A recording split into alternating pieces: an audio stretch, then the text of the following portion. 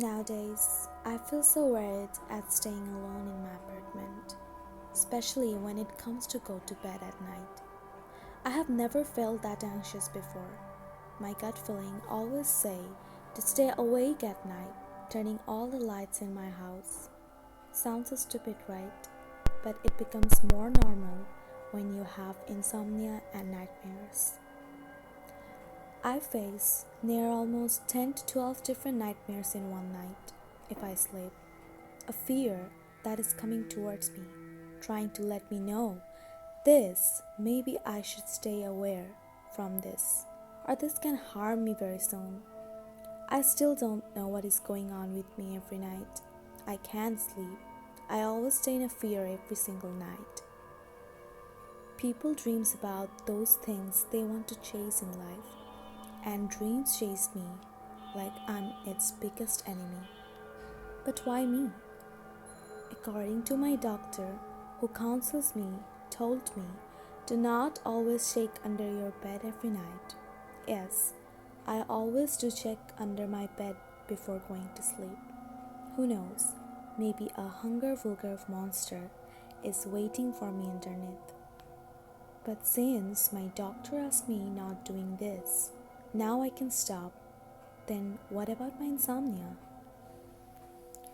Consuming so many sleeping pills daily is like eating your one-time dinner.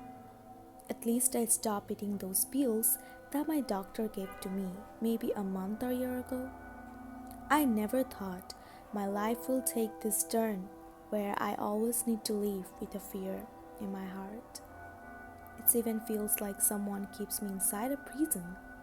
But why I feel an importance on checking underneath my bed every night? I remember 6 months ago, my stepsister Ilara was here with me for a night to take care of me because that time I was just recovering from my recent panic attack.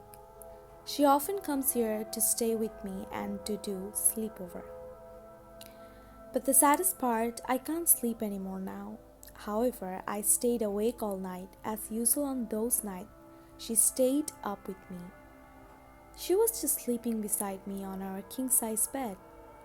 Whole night I was daydreaming, staring at my childhood picture with my mom, a cute little baby jiggling, and her mom is kissing on chubby cheeks makes me feel so nostalgic.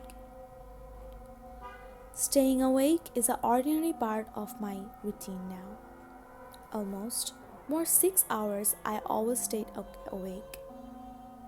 But late night, around 3:25 a.m., I heard a paper scratching sound from underneath my bed.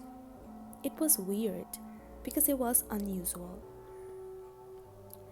I didn't really got scared because Ilara was sleeping beside me, so it was a sign that I wasn't alone. But also I can assure myself that time I was also a little scared. Anyways, I ignored the sound, but the creepiest part, the sound didn't stop. It seems like everyone is catching under the bed. Is this my hallucination or I'm just imagining things? Or what? What it could be? These all things was pampering me. Is any cat got inside the house? Sitting inside, scratching the floor with its sharp, digging nails? As the sound was getting intense, I can't stop myself to seek under my bed. Slowly started leaning under. Every night was like dark fantasy. A world where there's no light, no hope, no ends. Then what's wrong with that scratching sound? While thinking about Ilara, asked me from my bag, what happened? I got little goosebumps but answered nothing. After that night, nothing really happened. Ilara stayed up with me for almost a week. She also told me she will not be able to come here for some next months due to her job post management, but she will always try to keep contacting on phone with me. She gave me hope and left me. After she left, I called my mom, my stepmom, Cardi. She is a travel nurse in a hospital. I thought by calling her, she will become happy. But,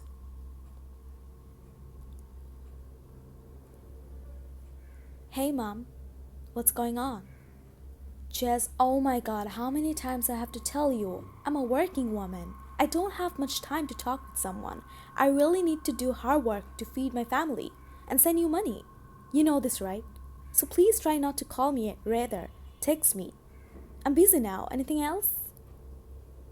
I declined the phone. I know how hard a travel nurse life can be. But I didn't call to my mom for a long conversation. I wasn't really about to waste her time at all. Why she always talk to me like that? Is this because I'm dependent on her? Maybe it because I'm her stepdaughter. But still I never felt this between us. Is it distinguished between Lara and me? Not seeing us with her same eye? Since mom don't want to talk with me, I ignored the fact that I called her. I was laying in my bed.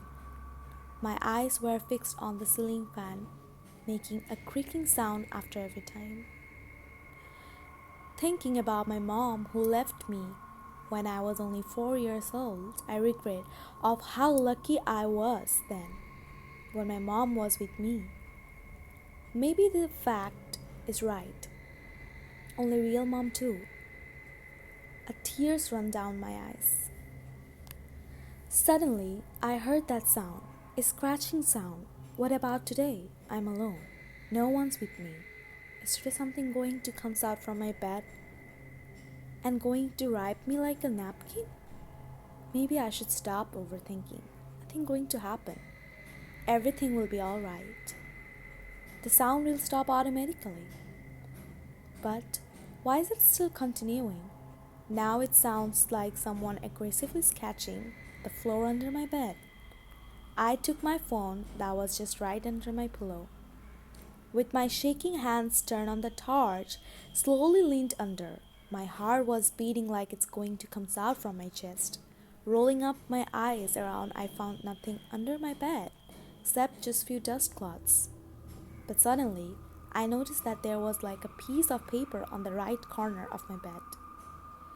I took that, my eyes started blinking rapidly, my hands started shaking again, and tiny little beads of sweats was running down my forehead.